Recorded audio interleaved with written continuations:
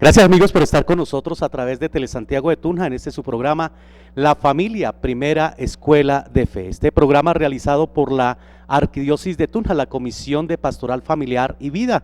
Este programa que desde el año 2012, hace 8 años, hemos querido llegar con ustedes a través de este medio para poder nosotros llegar a sus familias, tocar temas de familias y poder nosotros analizar este grupo de personas tan importante y las dinámicas familiares y cómo cada día hacer un ambiente más de hogar, una hoguera, un lugar donde encontremos calor para que nosotros, todos los miembros de la familia, nos sintamos en paz y vivamos en esta primera familia, en esta primera sociedad, en esta primera escuela de fe. Entonces, gracias por estar con nosotros.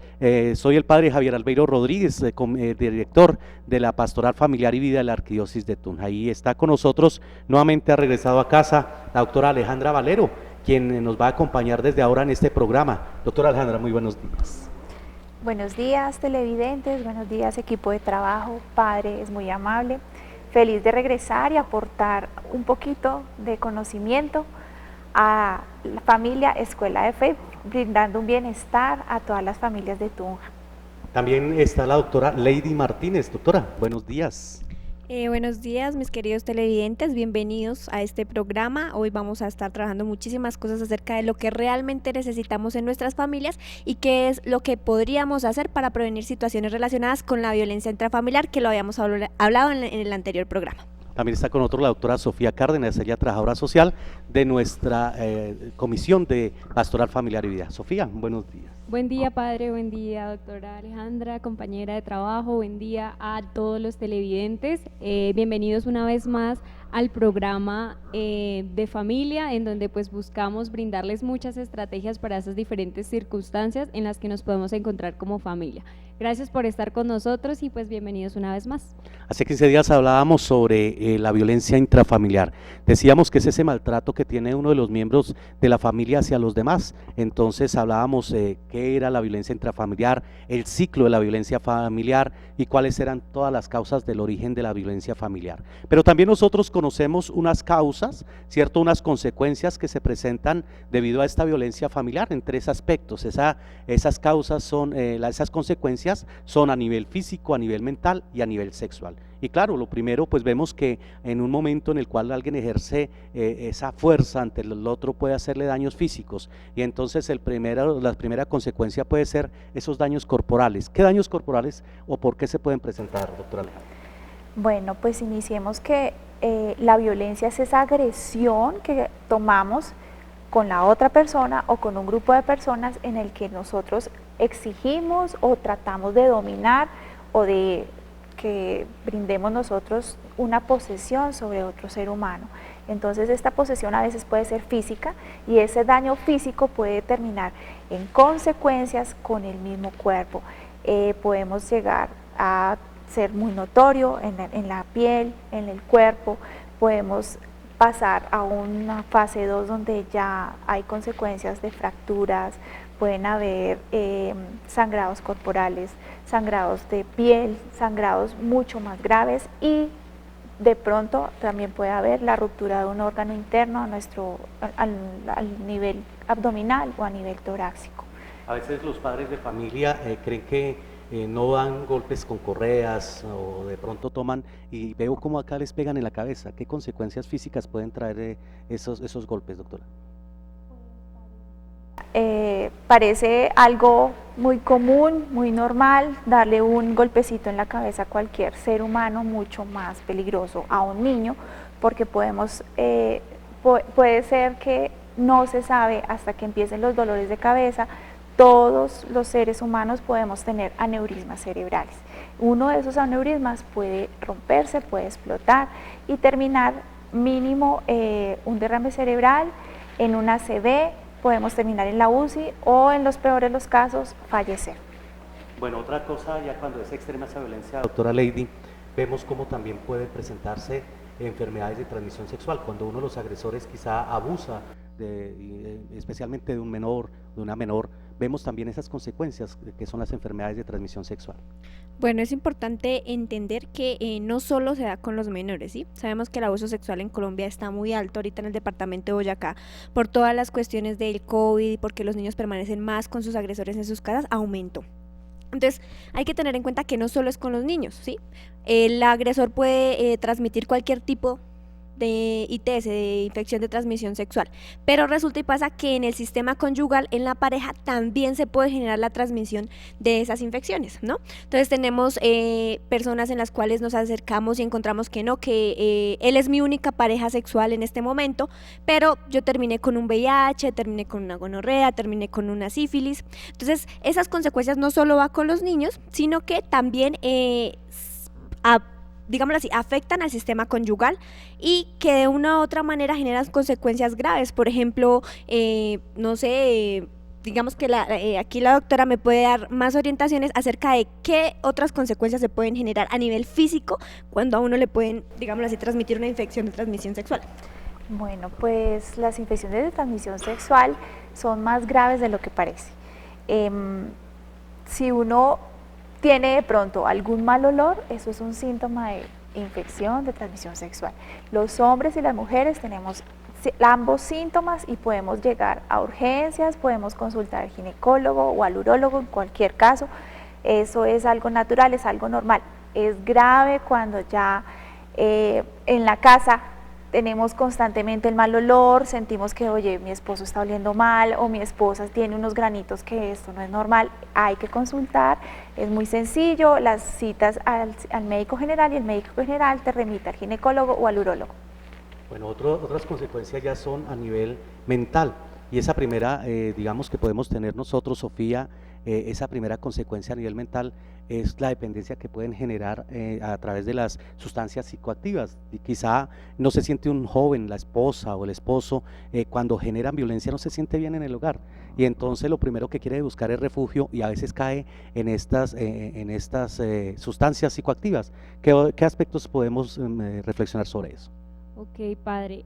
Bueno, pues inicialmente hay que tener en cuenta que en muchos hogares, en muchas familias existen antecedentes de consumo de diferentes sustancias psicoactivas que muchas veces es sustancias legales como el alcohol, ¿sí? Y que en muchas ocasiones las familias dicen, no, pero es que así me criaron, en mi casa también consumían, eso era normal. Empezamos a normalizar el consumo y a veces normalizamos el consumo en exceso.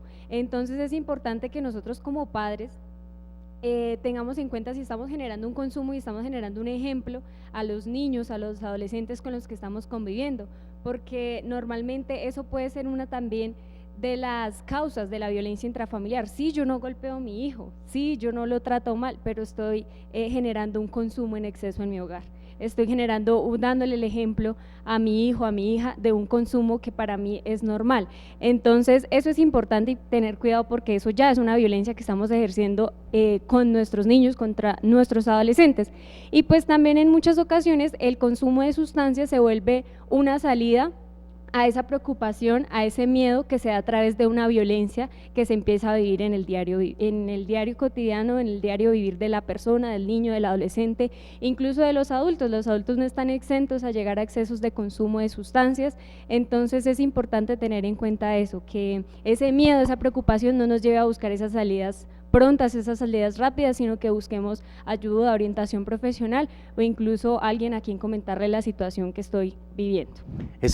Digamos, en esa experiencia que tenemos nosotros como orientadores familiares, como psicólogos, trabajadores sociales, en el ámbito de la escucha nos damos cuenta el origen de todas esas dependencias que se tienen a estas sustancias psicoactivas se han originado en el hogar, digamos por los gritos, esa violencia verbal, esa violencia física, la violencia sexual, todas las clases de violencia que analizábamos en el programa pasado, vemos cómo es el origen de las sustancias.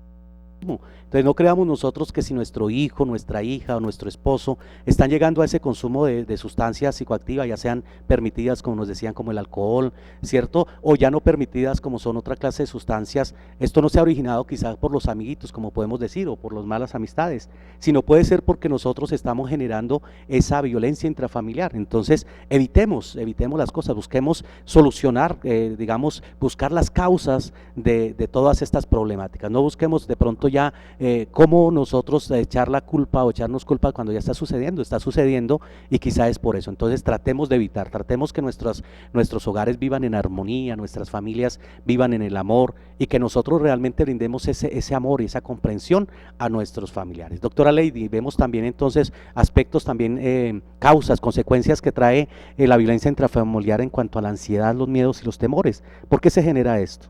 Bueno, debemos partir de que situaciones en la infancia relacionadas con violencia, con maltrato, con diferentes dificultades, van a generar una inestabilidad emocional, bien sea en el niño, en la mujer o en el hombre, ¿sí?, que conforma ese sistema familiar. Entonces, por ejemplo, en el caso en el que un niño esté frecuentemente en situaciones de violencia intrafamiliar, va a perder algo que se llama la base segura, ¿sí? Y esa base segura va a empezar a afectar directamente en cómo se comporta el niño. Esa situación de violencia en donde el papá llega, empieza a gritar, está totalmente borracho, es una situación de violencia, ¿no? Y al ser una situación de violencia, el niño empieza a presentar ansiedad. Por ejemplo, el niño ya sabe que desde que el papá salió a encontrarse con los amigos, ya hay problemas, ya hay dificultades. El niño se prepara para afrontar esa situación y al prepararse para afrontar esa situación puede ser que las emociones se desborden, y al desbordar esas emociones, esos pensamientos negativos, esos pensamientos recurrentes, pues damos paso a un posible desarrollo de un trastorno de ansiedad, ¿sí?,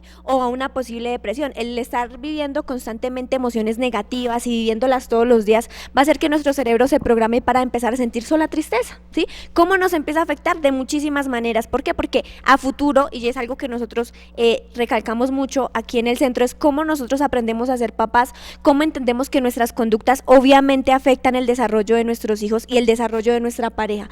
Cómo esos trastornos de verdad se inician en la infancia, de verdad inician con la mala relación entre papito, entre mamita. ¿De qué forma nosotros podemos disminuir esas situaciones y empezar a facilitarle a nuestros hijos un desarrollo y no convertirlos en personas con trastornos mentales en la adultez? Todo el mundo decía, no, pero es que así me criaron a mí, es que, y ahorita vemos dificultades grandes como el consumo de sustancias psicoactivas, como trastornos de ansiedad, como la depresión, y vemos, exacto, ideación suicida, que es algo muy frecuente. Vemos cómo esa infancia sí le afectó a mi hijo o me afectó a mí, y en estos momentos yo no sé cómo contarle a mi esposa o a mis hijos que estoy triste, que estoy mal, que necesito que me escuchen, que necesito que me hablen, que de una u otra manera también como hombre, como varón, necesito afecto, ¿sí? Entonces eso da paso y da pie al desarrollo de muchos trastornos mentales. Claro, la ansiedad entonces pues la violencia lleva a esa ansiedad y también a los miedos y temores. Los temores son todos estos aspectos que tenemos interiormente. ¿Cuántas inseguridades generamos en nuestros hijos?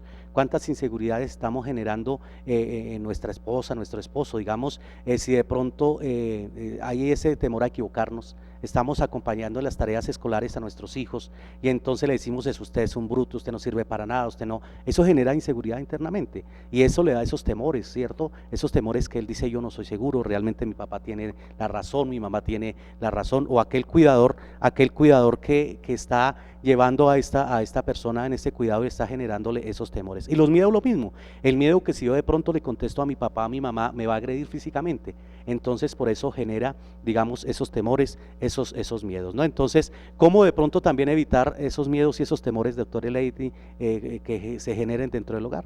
Bueno, es extremadamente necesario que empecemos a reevaluarnos como padres de familia, ¿sí? No, todos romantizan la idea de tener un hijo, pero no somos responsables no asumimos esa idea de que ser papá implica un cambio interno, un cambio en mi conducta, implica un cambio en cómo yo voy a aprender a controlar mis emociones, cómo voy a aprender a controlarme con una persona que yo decidí tener, ¿sí? Y a la cual tengo que darle amor, cariño y afecto durante el resto de su vida. Y que tener un hijo no es simplemente a los 18 años se va de la casa, sino que tener un hijo conlleva una responsabilidad y un proyecto de vida familiar, ¿sí? Que en promedio por hasta los 26, 27 años tu hijo va a estar de una u otra forma necesitando a nivel económico de ti, y que por el resto de tu vida tu hijo va a estar necesitando de ti a nivel nivel emocional. Entonces, ¿cómo nos preparamos para ser papás? O sea, ¿qué estrategias utilizamos? Es una forma muy, muy funcional de construir comportamientos diferentes en nuestros hijos. Ahora, nosotros tenemos que ser conscientes que desde nuestra crianza hubo problemas, que le daban a uno, mejor dicho, como a violín prestado, decía mi mamá. La letra con sangre Exacto, entra. la o letra de con pronto, sangre entra. Lo fuerte nos lleva a que entre más fuerte le demos, los vamos a educar. Exacto. Entonces creemos que el castigo es una forma de educación y no, lo que estamos haciendo es disminuir el autoestima de mi hijo, disminuirle sus habilidades sociales porque ellos no sé cómo decirlo, como que empiezan, dime. Muy bien, se cohíben para hacer las cosas, para contestarnos, y el primer lugar donde el niño se tiene que desarrollar esa comunicación asertiva es en la casa. Si no llegamos al colegio y automáticamente hay una posibilidad de generar violencia escolar, o porque puede ser un agresor o porque puede ser una víctima. Entonces, ¿qué estrategias nosotros como papás? Formarnos, ¿sí? Buscar la ayuda de orientadores familiares, buscar la ayuda de profesionales, psicólogos, psicopedagogos, los trabajadores sociales que son expertos en la parte de la vinculación familiar. Nosotros como papás tenemos esa responsabilidad de generar las herramientas para nuestros hijos. Ellos necesitan que les demos vidas mucho más satisfactorias de las que nosotros tuvimos en nuestra infancia. No es simplemente yo tuve un hijo, pero hoy estoy enojado, hoy estoy de mal genio, hoy golpeo todo, hoy porque llegué de mal genio mi hijo tiene que pagarlas, y a veces ni siquiera decimos mi hijo tiene que pagarlas, sino que inconscientemente nosotros los agredimos. Sí, los agredimos con la experiencia, los agredimos con una mirada, con no me hables, estoy de mal genio. Entonces, ¿cómo nos autorregulamos y empezamos a manejar eso para prevenir esos trastornos? Sofía, en esa parte también mental tenemos los trastornos de comportamiento. Háblanos un poco sobre esos trastornos. Ok, bueno, pues son ese tipo de trastornos que afectan mucho más, digamos que se evidencian mucho más ya, no a nivel digamos que internos, sino ya se expresan en las conductas que está expresando, manifestando la persona. Le quisiera preguntar de pronto a la doctora Lady, con nombres exactos, ¿qué tipo de trastornos de comportamiento podríamos encontrar? Ya que digamos ese es su fuerte un poco en el tema de trastornos. Entonces, doctora Lady, cuéntanos de pronto sobre todo exactamente qué trastornos se pueden dar a través de una violencia o de un sufrimiento de una violencia intrafamiliar. Bueno, entonces empecemos a entender que dentro del núcleo familiar, el niño generalmente siempre es víctima de una violencia, ¿sí? Siempre es víctima. Entonces, cuando él llega de pronto al colegio, los profesores empiezan a buscar o a establecer dificultades que el niño tiene. Entonces, es un niño que toda la vida le han golpeado, que toda la vida lo han maltratado, que las palabras, los gritos, los insultos, y él empieza a generar esa misma respuesta de los papás hacia el entorno. Entonces yo tengo que llegar al colegio y yo no puedo dejar que me agredan, entonces yo empiezo a agredir. Y en esos trastornos del comportamiento encontramos el trastorno negativista desafiante, que es ese niño que tiende a no seguir las órdenes de ninguna autoridad, ¿sí? Que tiende a pasar por encima de los derechos de los demás. Entonces puede estar el rector, el profesor, el policía, pero él va a hacer lo que desee, porque eso le han enseñado, porque las autoridades realmente no me van a dar a mí una sensación de tranquilidad, sino que lo que van a hacer es que me están agrediendo. Mis autoridades en mi casa son mis papás, entonces si me están agrediendo, ¿sí? Yo puedo llegar a agredir a otro lado, ¿sí? Yo puedo llegar a hacer valer mis derechos, ¿sí? Otro trastorno de conducta, aparte del negativista desafiante, es cuando empezamos a ver como, aunque más relacionado con la hiperactividad, pero tiene que ver mucho con las pautas de crianza que nosotros establecemos, ¿sí? Entonces, como que si no hay pautas de crianza en la casa, si todo es violencia, pues el niño va a llegar y va a referir en su casa la violencia, en su colegio la violencia, y no solo en el colegio, en cualquier grupo, en el lugar donde llegue. Entonces, como lo decía Sofi, sí son esos trastornos que se evidencian en la conducta. Está la piromanía, entonces un niño que le enseñaron que por medio de agredir va a sentir satisfacción, entonces él va a buscar quemar todo, y si pasa, si se genera. Entonces, como él busca liberarse de esas emociones negativas y empezar a equilibrar sus estados mentales y sus estados emocionales. Entonces es la forma en la que los niños refieren que están siendo agredidos. Es como por medio de mi comportamiento hago entender que me están agrediendo y que los agresores principales están en mi casa. La familia Primera Escuela de Fe, este programa que a través de Telesantiago de Tunja llega a sus hogares. Vamos a un mensaje de interés, ya regresamos.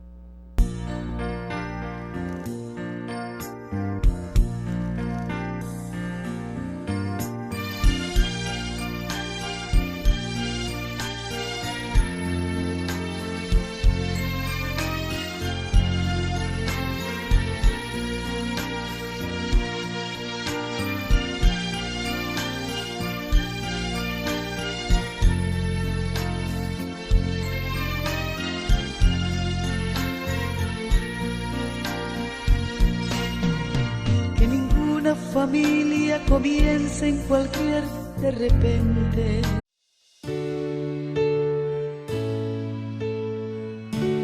Promover la caridad a través de la campaña de comunicación cristiana de bienes.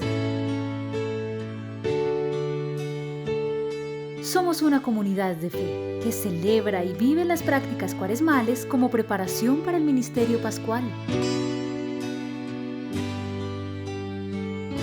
A Jesús encontramos cuando la oración, el ayuno y la limosna practicamos.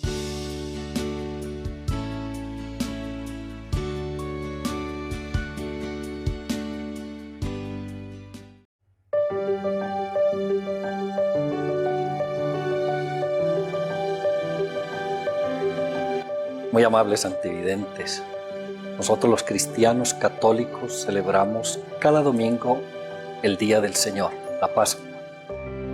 ¿Por qué el domingo? Porque fue el día en que Cristo resucitó, Señor de la vida y de la muerte.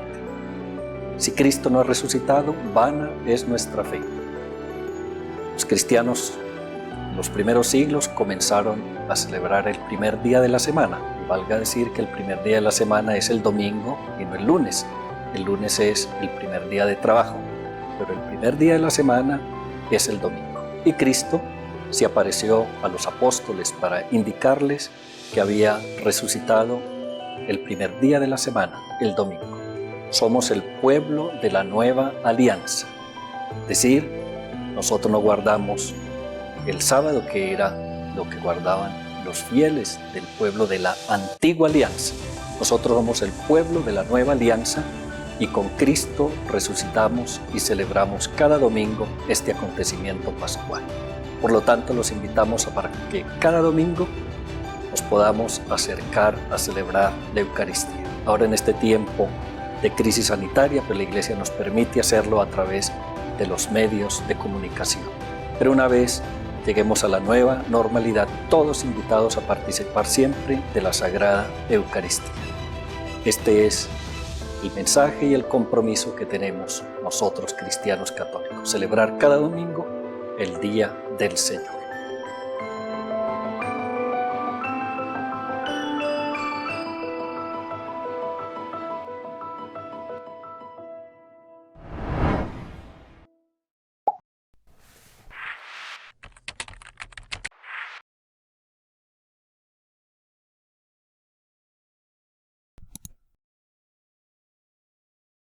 Hola, soy Yuri Alvear, deportista de la disciplina de judo.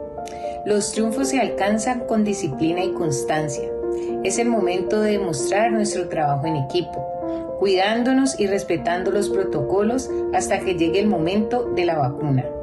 El virus no se ha ido. El deporte es de todos. Aquí estamos preparando una particular receta. Veamos los ingredientes.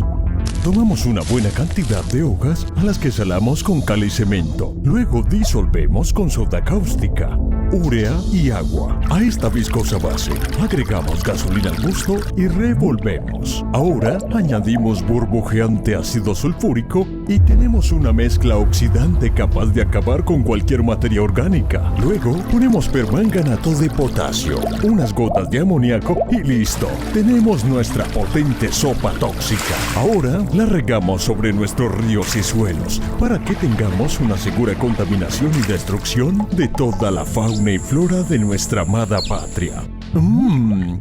Espesita. Busca otras aterradoras recetas en Lo que provoca la coca. El futuro es de todos. Gobierno de Colombia.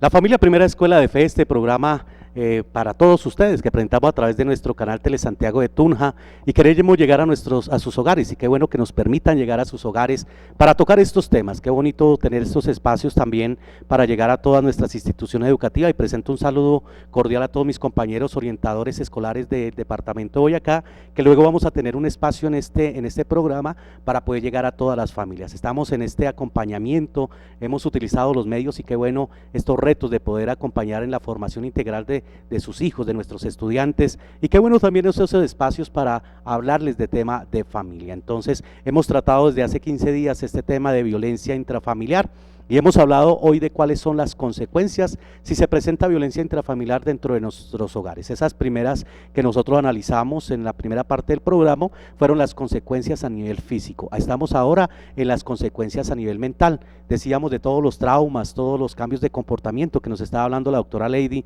cuando empezamos a ver nosotros también ese cambio de comportamiento en nuestros hijos, en nuestros estudiantes, estamos viendo de trasfondo que están siendo víctimas de esa violencia intrafamiliar. Si eres un niño divertido, si es un niño que por todo reía y llega a nuestras aulas escolares, llegan a nuestra casa y nos damos cuenta que ya su comportamiento ha cambiado, ya no disfruta, se le ve triste, nosotros nos damos cuenta cómo puede estar siendo víctima de esta violencia intrafamiliar, que es muy común hoy en nuestras familias. Otro aspecto que nosotros vemos que también se puede tener a nivel emotivo son esos sentimientos de vergüenza. ¿En qué consiste, doctora Alejandra?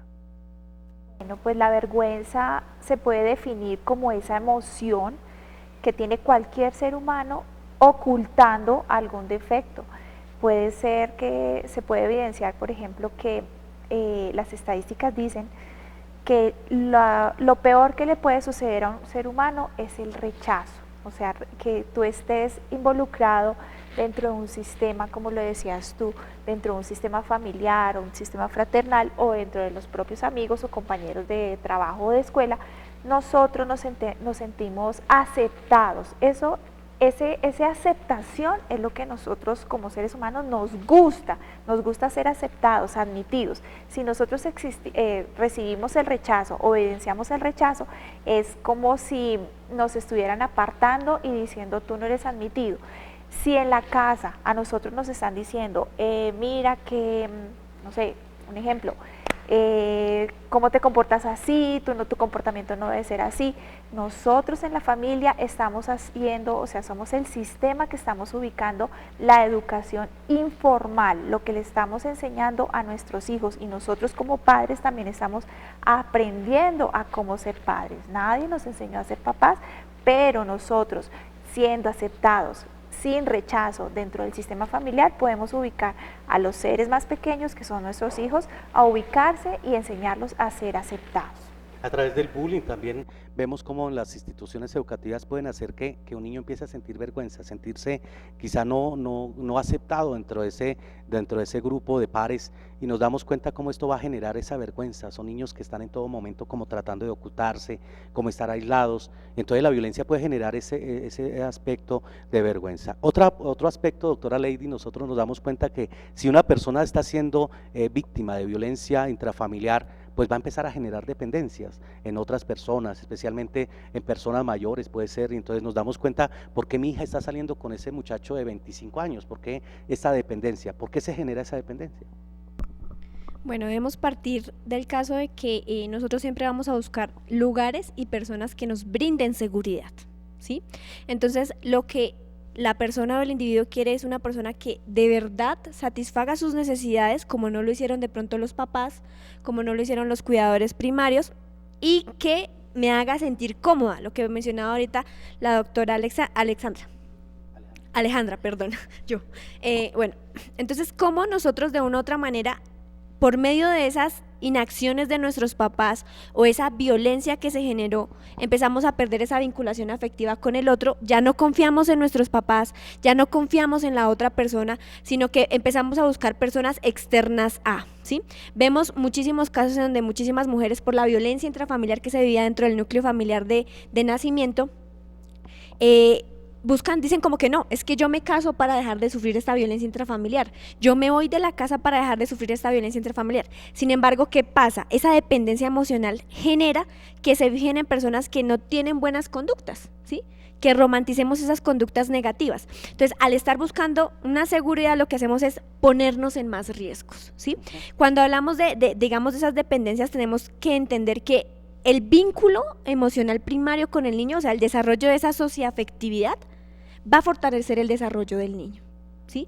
Si no, nosotros no somos conscientes de que ese vínculo se va a generar de una forma tan importante por el resto de la vida, vamos a generar cualquier tipo de dependencia, bien sea la dependencia al trabajo, ¿sí? Que es una de las opciones más grandes, en la cual yo como hombre, como no puedo decir mis emociones, como tengo que comportarme toda la vida como un varoncito, porque los hombres no lloran, entonces manifiesto mis dificultades yendo al trabajo, trabajando todo el día, no comentándole a nadie cómo me siento, entonces ya hay una dependencia por el trabajo, la dependencia a las personas y a las parejas, ¿no? Entonces mi papá nunca me brindó afecto, o mi mamá no me brindó afecto por X o Y circunstancias, y empiezo a buscar esa vinculación con otro ser humano, que ese otro ser humano, iniciando, sabemos que en las fases de enamoramiento se va a presentar como una persona totalmente perfecta, pero que con el tiempo vamos a empezar a notar y a distinguir que tiene ciertos defectos, y dentro de esos defectos puede ser que esa persona genere agresión, ¿sí? Y como yo tengo una vinculación emocional con esa persona, pues voy a seguir ahí independientemente del daño que me ocasione, y eso se puede catalogar como una dependencia.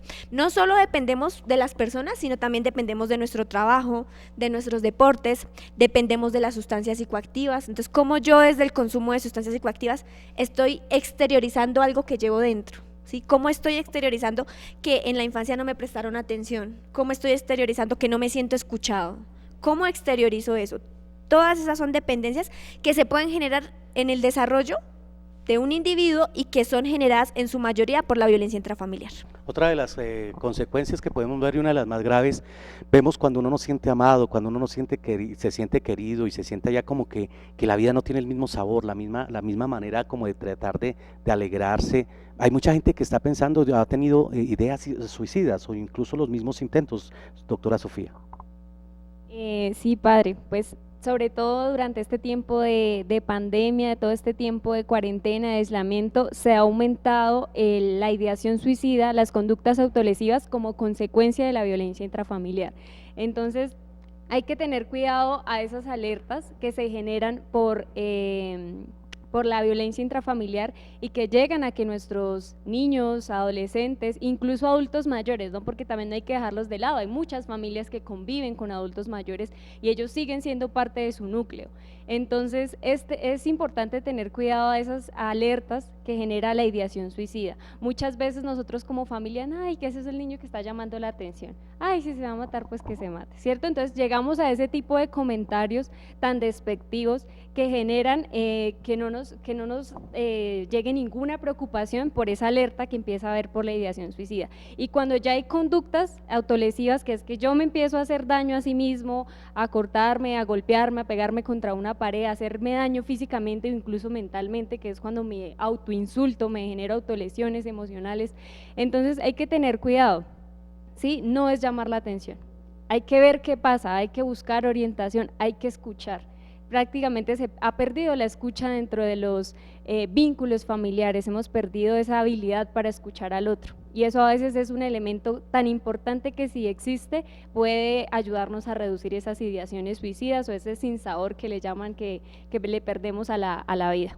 Nosotros tenemos también que estar atentos a cómo la gente se está expresando, conocer a los miembros de nuestra familia, tener una comunicación asertiva. Mira, a veces decimos después de que pasan estos casos de suicidios, entonces, pero no, de pronto no estuvo atento a lo que las personas estaban haciendo. No, pues yo me di cuenta que mi hijo cerraba la puerta y todo. Recordemos los axiomas de comunicación de Waslavi que nos habla que todo comunica. Es uno de los que está, entonces no es que no hay comunicación, sino todo está comunicando, hasta el silencio, hasta los cambios que nosotros podemos estar viendo dentro de los comportamientos. Entonces tenemos nosotros que evitar y conocer las redes. No es que de pronto qué pena que los demás piensen que mi hijo intentó suicidarse, o mi esposa o mi esposo.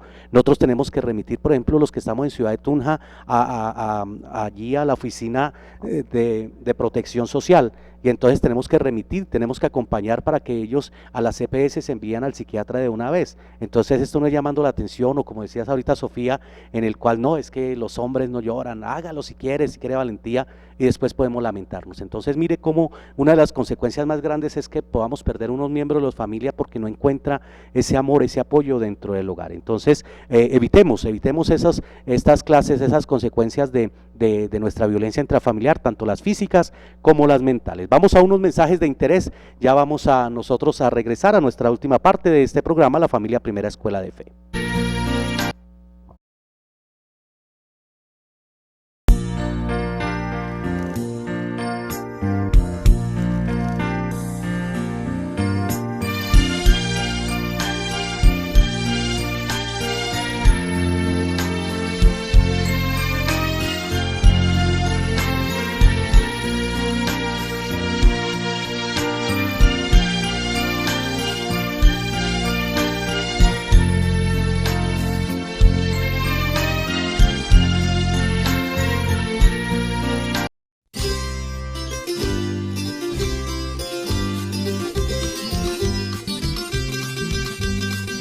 Un cordial saludo para todos.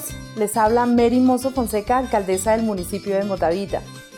Les quiero hacer una muy cariñosa invitación este domingo 28 de febrero a que nos acompañen a través de Telesantiago a nuestro gran festival de danza tradición en Motavita.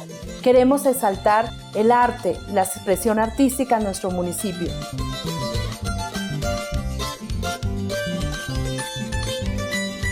Iniciamos con nuestro magazine Motavita, un reencuentro con la danza. Luego tendremos nuestra Santa Misa en honor a la Señora de Nuestras Aguas a las 10 de la mañana. Siguiente tendremos a las 12 del día la serenata en honor a Nuestra Señora de las Aguas. Y finalmente a la 1 empezaremos nuestro festival de danzas en el cual tendremos más de 15 participantes.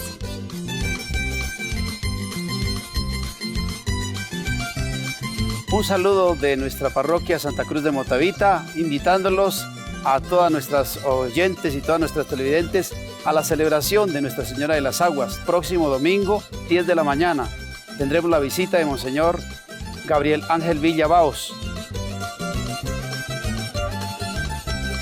Los invito a que se conecten y vean a través de nuestro canal Telesantiago una programación muy bonita y muy variada que estará a partir de las 9 de la mañana. Es para ustedes.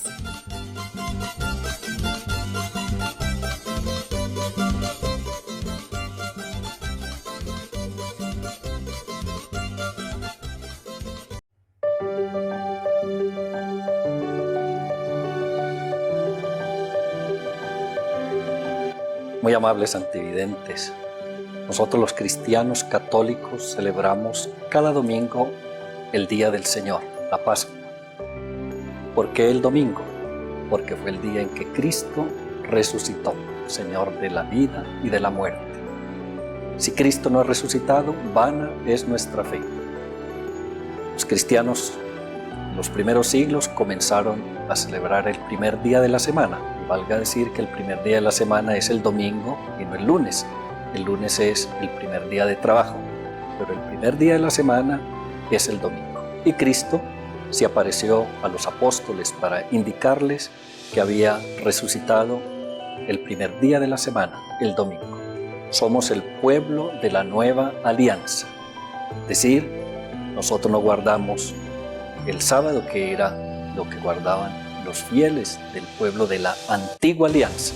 Nosotros somos el pueblo de la nueva alianza y con Cristo resucitamos y celebramos cada domingo este acontecimiento pascual. Por lo tanto, los invitamos a para que cada domingo nos podamos acercar a celebrar la Eucaristía. Ahora en este tiempo de crisis sanitaria, pues la Iglesia nos permite hacerlo a través de los medios de comunicación. Pero una vez lleguemos a la nueva normalidad, todos invitados a participar siempre de la Sagrada Eucaristía. Este es el mensaje y el compromiso que tenemos nosotros cristianos católicos, celebrar cada domingo el Día del Señor.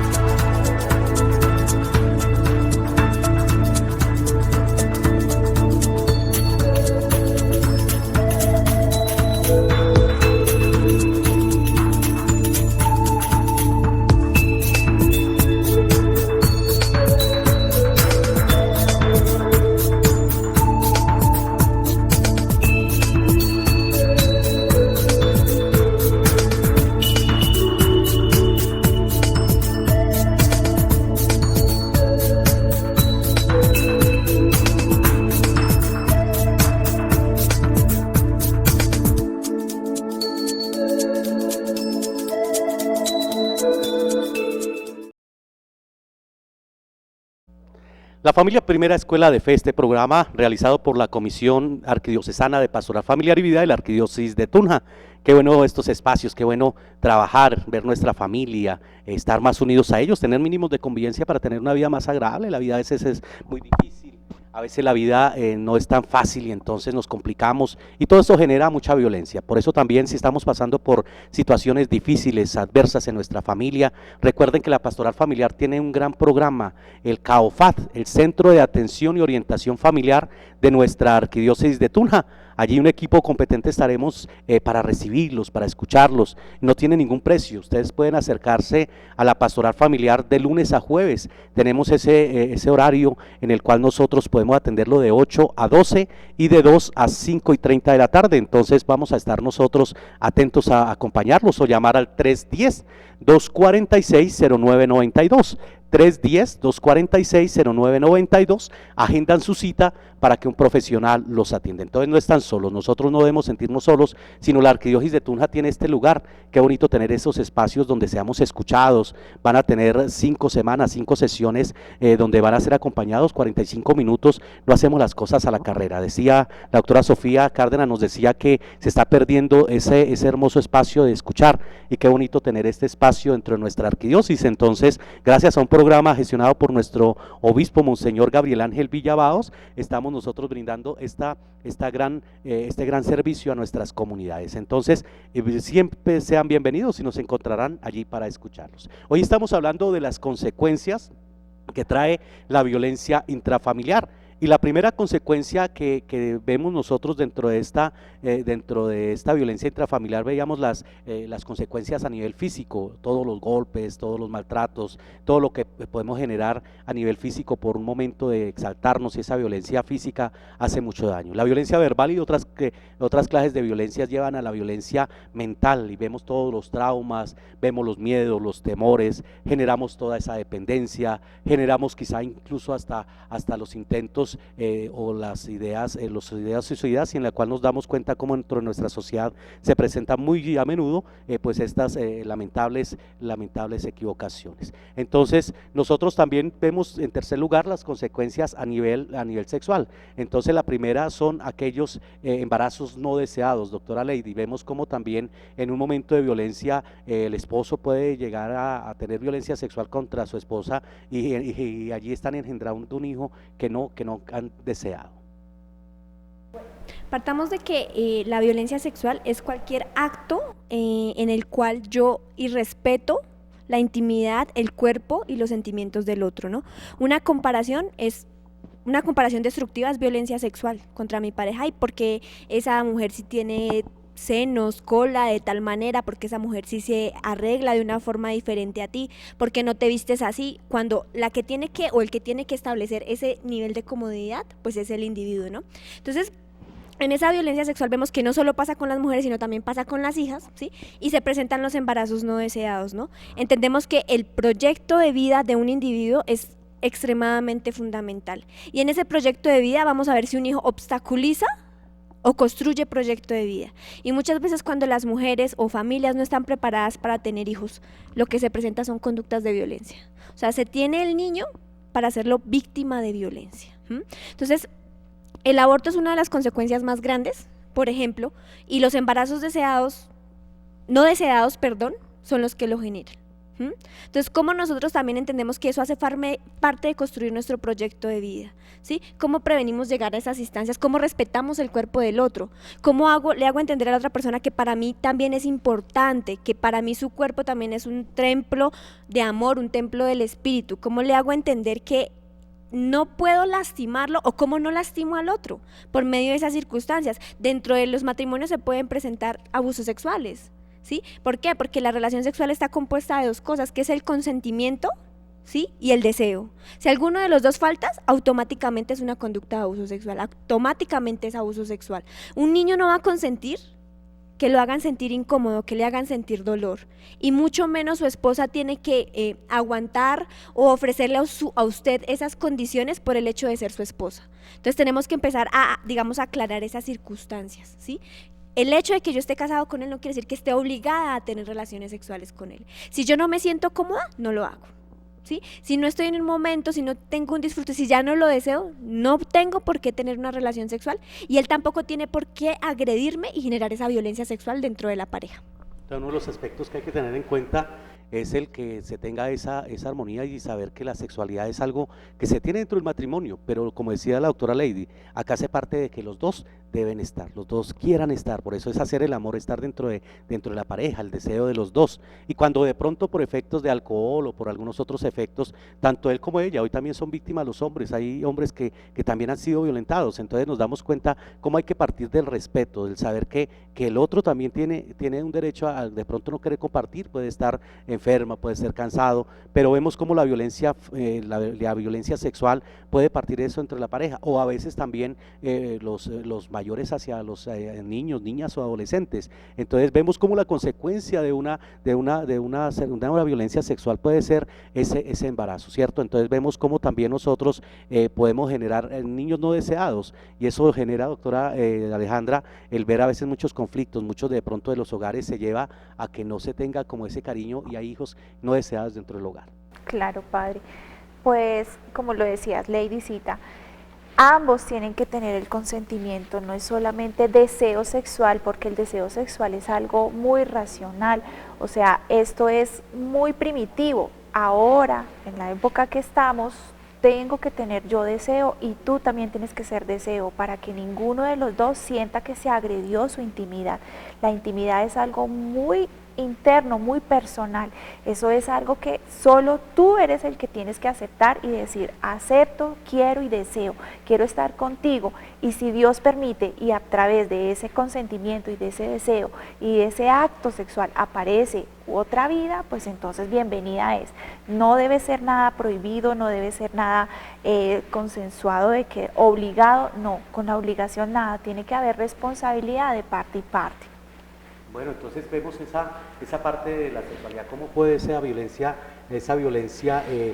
sexual generar pues esos niños no deseados, incluso también este otro aspecto como es el aborto, ¿no? En la cual nosotros hemos visto, y Lady nos decía eso, ver cómo el cuerpo de uno debe respetar, y ese nuevo niño no hace parte del cuerpo de esta mamita, en la cual podemos ver nosotros también en otros aspectos y trataremos ese tema en otro programa, pero ver cómo también debemos respetar. Y en este caso, por ejemplo, estamos en nuestra Iglesia Católica, estamos nosotros en esta campaña de 40 días por la vida, y sobre todo toda la vida es importante, toda la vida es respetable, y por las cuales nosotros también debemos ver que no podemos llegar a ese aspecto, no podemos llegar a esas consecuencias tan graves de querer nosotros también allí llegar a generar estos conflictos. Y doctora Sofía, otro aspecto también que vemos en cuanto a ese aspecto de esas otras consecuencias de la violencia a los abusos sexuales.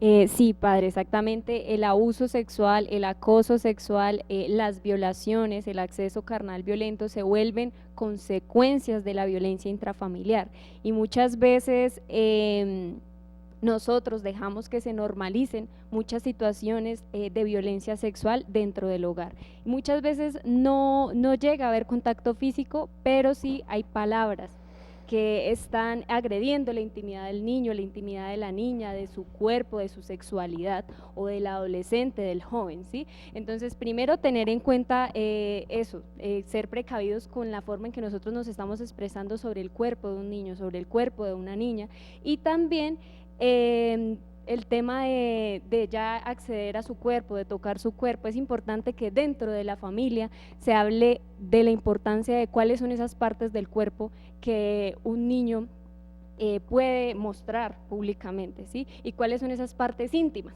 del niño, de la niña, del adolescente. Muchas veces llegamos a jóvenes que desconocen esas situaciones, que por eso muchas veces pasan los abusos sexuales, porque sobre todo en los niños, porque se vuelven un juego, ¿cierto? Porque ellos desconocen esas situaciones y se vuelven un juego, y por eso los adultos aprovechan de esta situación de pronto para generar un abuso o un acceso carnal a un menor de edad. Y gracias a la labor de nuestro secretario de Educación y digamos a todo el equipo de docentes, se tiene un gran programa dentro de nuestra Secretaría de Educación que se llama Mi Voz es Mi Poder. Y qué bueno también a través de este acompañamiento que hacemos a los niños, el no permitir que sean abusados, ¿no? Lamentablemente las cifras son muy altas y nos damos cuenta que los abusadores están dentro del mismo hogar. entonces nos damos cuenta cómo esto puede suceder. Esa violencia sexual se presenta inclusive con los más cercanos. ¿Cuántos confiamos en nuestros primos, tíos, familiares? Hacemos las fiestas, reuniones, pues ahorita por la pandemia se ha evitado un poco eso, ¿no? Pero entonces a través de estas fiestas nos damos, o estos encuentros, nos damos cuenta cómo hay muchas personas que han sido allí abusadas. Entonces quiero agradecer hoy a cada uno de ustedes por estar en este programa. Hemos visto las consecuencias que puede traer la violencia intrafamiliar, por eso vivamos en esa armonía, aprendamos, como decía el video, a tener una comunicación asertiva, a poder nosotros no generar violencias, tener la tolerancia, tener la capacidad de poder nosotros dialogar, llegar a esos temas que nosotros podemos concertar. Entonces, qué bueno poder tener ese espacio. Agradezco a mi equipo de trabajo, agradezco nuevamente a la doctora Alejandra, bienvenida nuevamente a casa, a nuestra pastoral familiar y vida, que se ha vuelto a integrar después de tener estos estudios con la Universidad Javeriana, de haber dedicado estos años a esa preparación para poder seguir brindando este gran servicio a nuestra comunidad de la Arquidiócesis de Tunja, y también a nuestro equipo, a nuestra psicóloga, a Lady Martínez, a nuestra trabajadora social, a Sofía Cárdenas, y a todos ustedes. Gracias por estar, ¿verdad?, con nosotros. Dios los bendiga. Nos encontramos el próximo miércoles. Una feliz semana para todos.